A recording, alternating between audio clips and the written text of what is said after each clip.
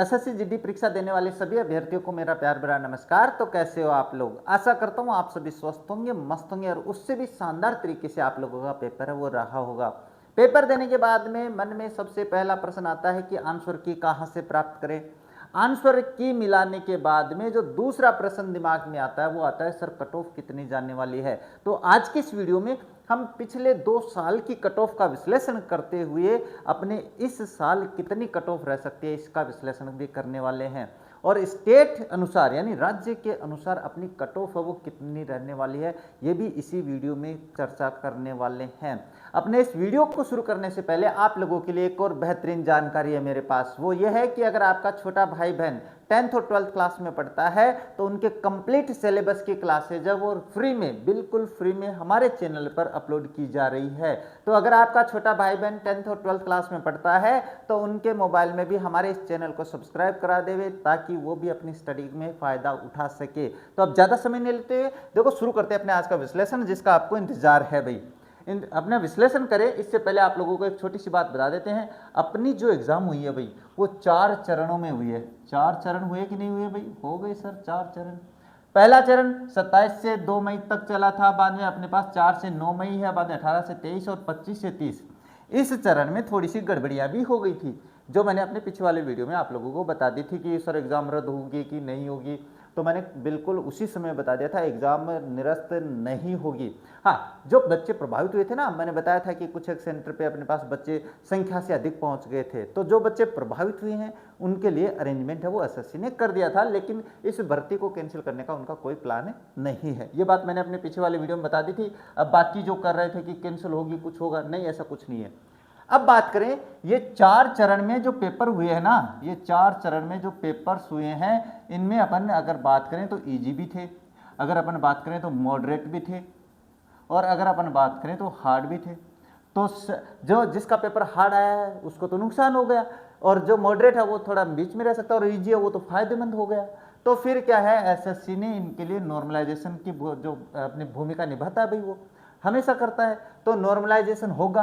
तो अब आपके मन में आता है सर अपने पास इस चरण में सरल पेपर थे कि इस चरण में थे कि इस चरण में थे कि कौन से चरण में थे। तो इस बारे में मैं छोटी सी बात बताऊं तो देखो आप लोगों के पास क्या अपेक्षाकृत हार्ड शिफ्ट की बात करें तो मोस्टली ये जो 4 चरण थे ना इनमें अगर बात करें तो 27 अप्रैल की फर्स्ट और सेकंड, इसके बाद 28 और 4 और 6 ये अपने पास कुछ एक ऐसी शिफ्ट हैं जिन पर अपने पास क्या है हार्ड कैटेगरी में रखा गया था। कह रहे थे कि मैथ और रीजनिंग थोड़ी सी टफ रही है यहाँ की, लेकिन इनके अलावा अगर बात करें तो सारे जो इनिंग्स है भाई, सारी जो इनिंग्स बच गई वो इजी टू मॉडरेट है भाई, इजी टू मॉडरेट है। तो इसका मतलब ये हुआ कि आपके पास केवल ये जो है ना शिफ्ट ये थोड़ी सी हार्ड मानते हैं इनकी तुलना में, इसलिए थोड़ा सा ध्यान से इजी टू मॉडरेट रहा है। तो यही बात मैं बता रहा हूं, अगर अपने पास पेपर अधिकांश शिफ्टों में क्या थे इजी टू मॉडरेट रहा है तो कट ऑफ तो नीचे नहीं जाएगी भाई, ये तो मैं आपको पहले ही बता देता हूं। जैसे ही मैंने आपको बताया था दिल्ली पुलिस के लिए बताया था, एसएससी दिल्ली पुलिस जो ड्राइवर की भर्ती आई थी, मैंने कहा था उसमें कि कट ऑफ हाई जाएगी, लेकिन नहीं, मेरी बात कहाँ सुनते हो आप लोग। और फिर अपने पास जब कट ऑफ आई थी तो 80 कितनी 83 पॉइंट कुछ गई थी और ये तो अपने पास 11 कितने गुना में 11 गुना में है। इसके अलावा भी मैंने एक्सपेक्टेड कट ऑफ बता दी है, वो भी आप देख सकते हो अगर आप लोगों ने वो एग्जाम दिए तो। अब इसमें बात करें तो नॉर्मलाइजेशन का जो फायदा होगा वो मोस्टली इन शिफ्ट्स को होगा भाई, और सभी को एक जैसा नहीं होगा। ये मानते हैं कि ये जो 27 तारीख वाली एग्जाम है ना, 27 अप्रैल की फर्स्ट और सेकंड, इसमें अपने पास 10 अंक का नॉर्मलाइजेशन में फायदा मिल सकता है। बाकी जो शिफ्ट्स है उनमें इससे कम आ सकता है, 6 से 8 तक का बेनिफिट मिलेगा भाई। तो कहने का मतलब मैक्सिमम अगर नंबर माने तो 10 अंक हो सकता है, इसके अलावा ज़्यादा नहीं है, क्योंकि इजी टू मॉडरेट बाकी सारा जो पेपर जो था ना वो ऐसा ही था भाई। इसका कारण क्या है भाई, नॉर्मलाइजेशन का असर रहेगा लेकिन बहुत बड़ा नहीं, क्योंकि हार्ड शिफ्ट वालों को केवल 10 नंबर तक का फायदा मिल सकता है, ये मैक्सिमम है, इसे बता रहा हूँ मैं। इससे ज़्यादा थोड़ा से कम संभावना है भाई। तो आशा मत रखना कि भाई हमारा पेपर थोड़ा कठिन हो गया तो हमें ज़्यादा फायदा मिल जाएगा, नहीं मिलने वाला है, ये बात आप मान सकते हो। ये देखो अपने पास मॉडरेट में ये है, इजी में ये है, तो ये ध्यान में रख लेना। ये छोटी सी बात जो मैंने बताई थी भाई। अब अगर आप लोगों ने जिस दिनांक को आपने पेपर दिया है, अगर आप लोगों को पता चल गया है कि हाँ मैं इस दिन गया था तो मेरे साथ क्या होने वाला है, मैं इस दिन गया था मेरे साथ क्या होने वाला है, और मैं यहाँ पे ये जो शिफ्ट्स है ना इनके अंक काटे जा सकते हैं। इनकी बात बता रहा हूँ भाई, इनके अंक है वो बिल्कुल काटे जाएंगे, ये ध्यान में रख लेना भाई। तो ये अपने पास कुछ एक विश्लेषण हो गया इजी, मॉडरेट और हार्ड के बारे में। अब इतनी बात अगर समझ में आ गई तो चलिए चलते हैं राज्यवार अंतर बता देता हूं मैं आप लोगों को, क्या अंतर हो सकता है भाई। तो देखो इसके बारे में छोटी सी चर्चा कर लेते हैं। क्या कह रहा है कि भारत के अलग अलग राज्यों में कट ऑफ में बहुत बड़ा अंतर होता है, इसे 3 श्रेणियों में समझा जा सकता है भाई। 3 श्रेणियां कौन सी है, तो देखो सबसे पहले बात करेंगे हाई कट ऑफ वाले जो राज्य हैं यानी रेड जोन जिसको अपन कहते हैं, दूसरा मीडियम कट ऑफ वाले जिसको अपन येलो जोन कहते हैं, और लो कट ऑफ में अपन अगर बात करें तो ग्रीन जोन में रख सकते हैं। अब बात करते हैं, देखो उत्तर प्रदेश है, हरियाणा है, राजस्थान है और बिहार है, ये वो राज्य है जहां पर कट ऑफ अब बहुत ही हाई जाने का विचार है भाई। यानी अगर आप इन राज्यों से बिलोंग करते हो तो मान के चलो कट ऑफ आपका कंपटीशन बहुत है। तो कंपटीशन की बात करें तो अगर यहाँ पे कट ऑफ की बात करें तो 130 इतना जाता है, 130 से 145 जाता है भाई, 160 में से तक चली जाती है। तो देख लो कितना कंपटीशन है भाई आप लोगों में। हम क्या है कि उत्तर भारत के ये जो बड़े वाले राज्य है ना इनमें कंपटीशन बहुत है भाई, बहुत ज़्यादा अत्यधिक है। तो यहाँ पे ये मान के चलो कि आपके पास कट ऑफ है वो हाई जाने की संभावना रहती है। अगर मीडियम कट ऑफ की बात करें तो इसमें पश्चिम बंगाल है, महाराष्ट्र, गुजरात है, ये जो राज्य है ना इनमें कट ऑफ मध्यम रहता है, तो 100 से लगभग 115 तक रह सकता है, तो ये ध्यान में रखना। अगर लो कट ऑफ की बात करें तो ग्रीन जोन रहता है जिसमें पूर्वोत्तर राज्य आ जाता है, और अपने पास दक्षिणी भारत के राज्यों में कट ऑफ सबसे कम यानी 70 से 90 के बीच में भी रह सकती है। तो अगर आपने ये अपने पास देख लिया है कि किस तरीके से कैसे बन सकता है, तो जिस राज्य से अगर आप लोग हों अब आपको अनुमान हो गया होगा कि मैं क्या कट ऑफ बताने वाला हूं। अब ये अगर आपको, तो इसके बाद देखो फाइनल कट ऑफ के बारे में मैं बता देता हूं कि जो अपनी कट ऑफ है संभावित, मैं उसकी बात कर रहा हूं भाई, ये रह सकती है। और अगर आप लोग इस दायरे में आ रहे हो, इस दायरे में अगर आप आ रहे हो तो आपको अपनी रनिंग की तैयारी है वो शुरू कर देनी चाहिए। रनिंग की, अपने पास फिजिकल की सारी तैयारियां वो रखनी चाहिए, ये मान के चलो भाई। अभी मैं स्टेट वाइज और बताऊंगा, चिंता मत करो, ये एक अनुमानित दायरा बता रहा हूं कि ऐसा हो सकता है। यहाँ के अगर बीच में आ रहे हो आप लोग तो पक्का आप लोगों के मैं बता रहा हूँ कि आपको रनिंग और फिजिकल की तैयारी है वो जरूर कर देनी चाहिए। अब देखो बात करते हैं, अगर जनरल कैटेगरी की बात करें तो वो अपने पास 135 से 140 जा सकती है भाई, ये बता रहा हूँ। और ये अपनी फाइनल कट ऑफ के समान ही मान के चलो भाई। अपने पास यहाँ पे अगर आप आ रहे हो तो आपको रनिंग की तैयारी कर लेनी चाहिए, यहाँ पे आते आते आपका चयन है वो हो जाएगा। ऐसा ही ओबीसी में है भाई, 130 से 135 के बीच में अगर आप आ रहे हो तो आपको तैयारी रखनी चाहिए, आपका चयन हो सकता है।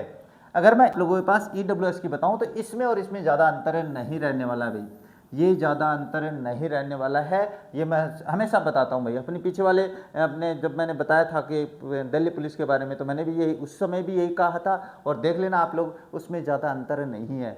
अगर मैं ऐसी कैटेगरी की बात करूं तो भैया आप लोगों को भी, अब अगर आप मान के चलो तो 110 कर लेते हैं अपने पास, 110 तो चाहिएंगे ही चाहिएंगे आप लोगों को। 110 से नीचे हैं तो मान के चलो भाई थोड़े से आप क्या है रिस्की जोन में हो। मैं ये अपने पास जो ऊंच वाले हैं ना उनके बारे में बात कर रहा हूं मैं। अब इसके बाद में जो बात करेंगे ना उससे आप अनुमान लगा लेना कि आपका क्या रहने वाला है।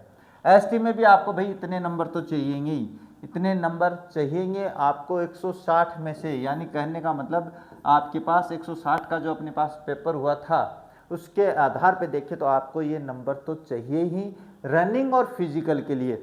ये जो हाईएस्ट आंकड़ा बताया ना मैंने, ये आपके फाइनल का मुख्य रास्ता है, मान के चलिए। जो लोवेस्ट बताया है इसका मतलब आप इसकी तैयारी में लग जाओ, और अगर आपने इस एंगल पे आ गए तो आपका इस क्षेत्र पे आपका चयन होने वाला है, पक्का होने वाला है, इसमें तो दो राय नहीं है भाई।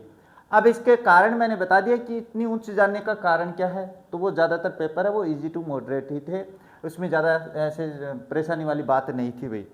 अब इसके बाद में देखो मैं बता देता हूँ आपको, कुछ एक कट ऑफ है यहाँ पे, इस दायरे में आप समझ सकते हो। तो देखो 2025 का मतलब नहीं, 2024 और 25 दोनों के बारे में, आंकड़े के बारे में बात कर लेते हैं। अगर देखो यूपी की बात करें तो इतने पद थे, और अपने पास अनरिजर्व की देख लो भाई कितनी रही है, 130 रही है। ईडब्ल्यूएस में अपने 125 रही है, 129 रही है, 122 रही है और 116 रही है। ये अपने पिछले साल का आंकड़ा है, अपने इस क्या है 2024 की वैकेंसी और 25 की वैकेंसी के अनुसार नॉर्मली ये कट ऑफ रही है भाई। तो अब देखो यूपी, राजस्थान, हरियाणा और ये बिहार है भाई, है ना, ये बिहार है।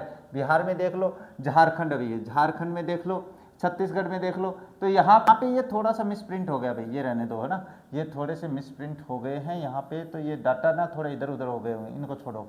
यानी कहने का मतलब है नॉर्मली जब मैं बता देता हूँ, अगर आपके पास यहाँ से शुरू कर लेते हैं तो यहाँ से अगर आपकी कट ऑफ है, ये सॉरी यहाँ से, हाँ यहाँ से मान के चलो ये जो राज्य है ना, यहाँ पे कट ऑफ इस हिसाब से रहने वाली होती है। तो ये अपने पास रही है, वही आंकड़ा मैंने यहाँ पे बताया है। तो इसके अलावा आप ये देख सकते हो कि क्या विचार रहने वाला है। आप जिस राज्य से आते हो उस राज्य से आपका ये विचार हो सकता है। आप अपना अनुमान लगा सकते हो कि मेरा चयन होगा कि नहीं होगा।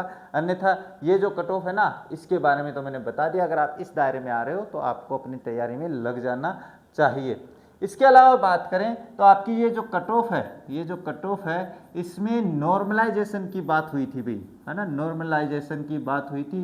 तो नॉर्मलाइजेशन की अगर मैं बात करूं तो मैंने बता दिया है 27 वाली दोनों शिफ्ट में ज़्यादा फायदा होने वाला है, 10 अंक तक वह उनको फ़ायदा मिलने वाला है। और जो लास्ट अपने पास था उसमें अपने पास 10 अंक तक गिरावट भी आ सकती है, यानी उनके अंकों में गिरावट होगी और इनके अंकों में बढ़ोतरी हो सकती है। एसएससी हमेशा यही करता है कि उनकी भाई लंबी एग्जाम चलती है, तो लंबी एग्जाम चलती है तो कोई पेपर सरल हो जाता है, कोई पेपर हार्ड होता है। तो पेपर भी तो कितने बनाने होते हैं एसएससी को।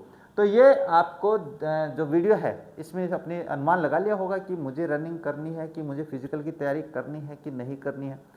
तो वीडियो और जानकारी दोनों पसंद आई होंगी। अगर वीडियो पसंद आया तो इसको लाइक और शेयर जरूर कर देना। साथ ही चैनल पे पहली बार आए हो तो चैनल को सब्सक्राइब कर बेल आइकन को ऑन रखना, ताकि मेरे वीडियोस की नोटिफिकेशन सबसे पहले आप लोगों के पास पहुंच जाए। अभी एक बात और बता देते हैं कि आपकी आंसर की का जो लिंक है वो वीडियो के डिस्क्रिप्शन बॉक्स में मिल जाएगा। आप चिंता मत करना, वहां से जाकर आप अपने जो ऑफिशियल आंसर की बात कर रहा हूँ मैं, इसके अलावा कुछ दूसरी की बातें नहीं कर रहा हूँ। तो जैसे कि आ जाए आप अपने अंक मिलाओ, और मिलाते ही मुझे वीडियो में कमेंट कर देना कि मेरे सर इतने हो रहे हैं, इतने हो रहे हैं, इतने हो रहे हैं। मैं आपको बिल्कुल फिजिकल और रनिंग से संबंधित भी एक जानकारी का जो वीडियो है वो बिल्कुल प्रोवाइड करवा दूंगा। तो आज के इस वीडियो को बस इसी जानकारी के साथ खत्म करेंगे, लेकिन मेरी आपके छोटे भाई बहनों के लिए जो क्लासेज आती है उनके बारे में आप लोग के साथ आज के इस वीडियो को कंप्लीट कर देते हैं। मिलेंगे आप लोगों से अपने नेक्स्ट वीडियो में नेक्स्ट जानकारी लेकर, तब तक देखते रहिए हमारा चैनल। जय हिंद, जय भारत।